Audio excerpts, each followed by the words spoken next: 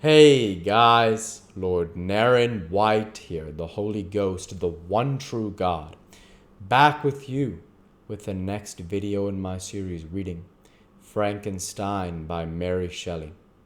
Without further ado, returning to Frankenstein as read by Lord Naren White. But I scarcely observed this. Rage and hatred had at first deprived me of utterance, and I recovered only to overwhelm him with words expressive of furious detestation and contempt. "Devil!" I exclaimed, "do you dare approach me? And do not you fear the fierce vengeance of my arm, wreaked on your miserable head? Begone, vile insect, or rather stay, that I may trample you to dust. And oh, that I could, with the extinction of your miserable existence, restore those victims whom you have so diabolically murdered." "I expected this reception," said the daemon. "All men hate the wretched. How, then, must I be hated, who am miserable beyond all living things? Yet you, my Creator, detest and spurn me. Thy creature, to whom thou art bound by ties only dissoluble by the annihilation of one of us, you purpose to kill me. How dare you sport thus with life? Do your duty towards me, and I will do mine towards you and the rest of mankind.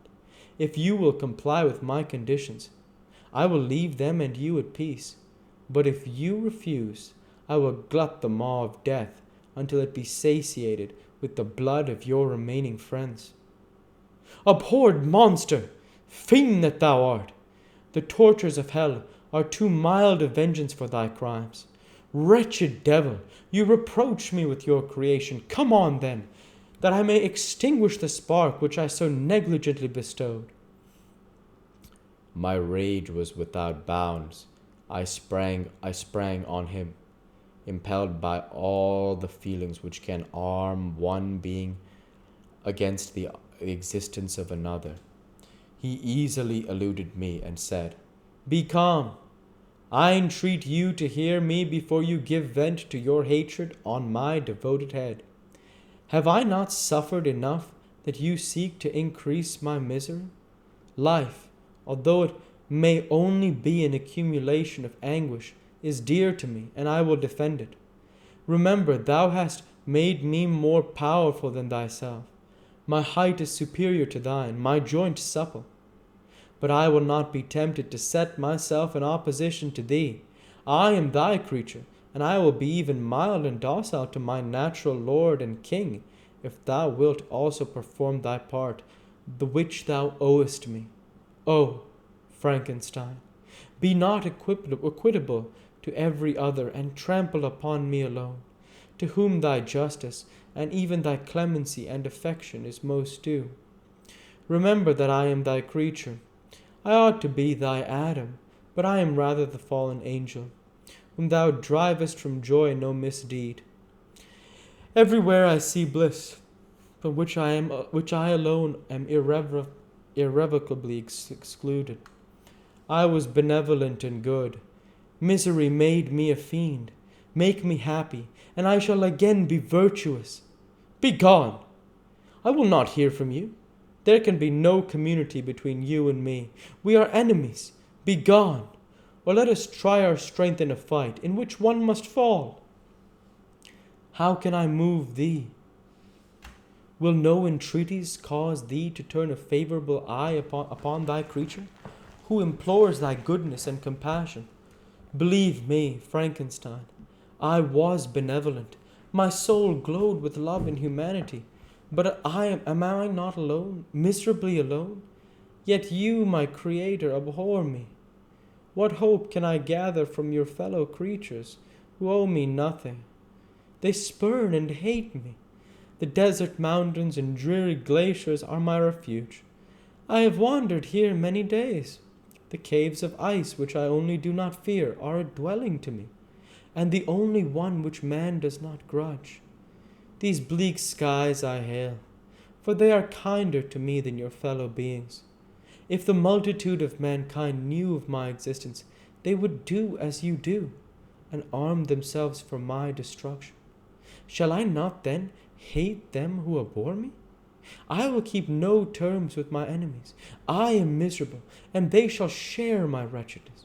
Yet it is in your power to recompense me, and deliver them from an evil which it only remains for you to make so great, that not only you and your family, but thousands of others, shall be swallowed up in the whirlwinds of its rage. Let your compassion be moved, and do not disdain me. Listen to my tale. When you have heard that, abandon or commiserate me, as you shall judge that I deserve. But hear me. The guilty are allowed, by human laws bloody as they are, to speak in their own defense before they are condemned. Listen to me, Frankenstein. You accuse me of murder, and yet you would, with a satisfied conscience, destroy your own creature? Oh, praise the eternal justice of man! Yet I ask you not to spare me. Listen to me, and then, if you can, and if you will, destroy the work of your hands. Why do you call to my remembrance, I rejoined, circumstances of which I shudder to reflect, that I have been the miserable origin and author? Cursed be the day, abhorred devil, in which you first saw light. Cursed, although I curse myself, be the hands that formed you. You have made me wretched beyond expression. You have left me no power to consider whether I am just to you or not. Begone! Relieve me from the sight of your detested form. Thus I relieve thee, my Creator, he said, and placed his hated hands before my eyes, which I flung from me with violence. Thus I take from thee a sight which you abhor. Still, thou canst listen to me, and grant me thy compassion. By the virtues that I once possessed, I demand this from you. Hear my tale, it is long and strange, and the temperature of this place is not fitting to your fine sensations. Come up to the hut upon the mountain. The sun is yet high in the heavens, before it descends to hide itself behind your snowy precipices, and illuminate another world. You will have heard my story and can decide. On you it rests, whether I quit forever the neighborhood of man and lead a harmless life, or become the scourge of your fellow creatures and the author of your own speedy ruin. As he said this, he led the way across the ice. I followed. My heart was full, and I did not answer him. But as I proceeded, I weighed the various arguments that he had used, and determined at least to listen to his tale. I was partly urged by curiosity, and compassion confirmed my resolution. I had hitherto supposed him to be the murderer of my brother, and I eagerly sought a confirmation or denial of this opinion. For the first time also, I felt what the duties of a creator towards his creature were, and that I ought to render him happy before I complained of his wickedness. These motives urged me to comply with his demand. We crossed the ice, therefore, and ascended the opposite rock. The air was cold, and the rain again began to descend. We entered the hut, the fiend with an air of exultation, I with a heavy heart and depressed spirits. But I consented to listen, and seating myself by the fire, with which my odious companion had lighted, he thus began his tale. Chapter 11.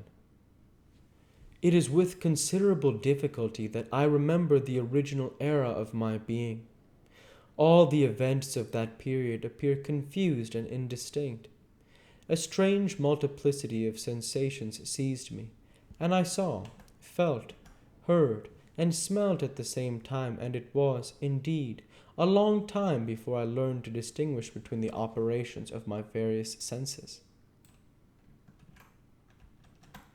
We'll go ahead and stop there for this week. As usual, I want to say thank you for watching, and I hope you enjoyed. Please like, comment, and subscribe, as it greatly helps the channel. Light be with you all. Take care and thanks again.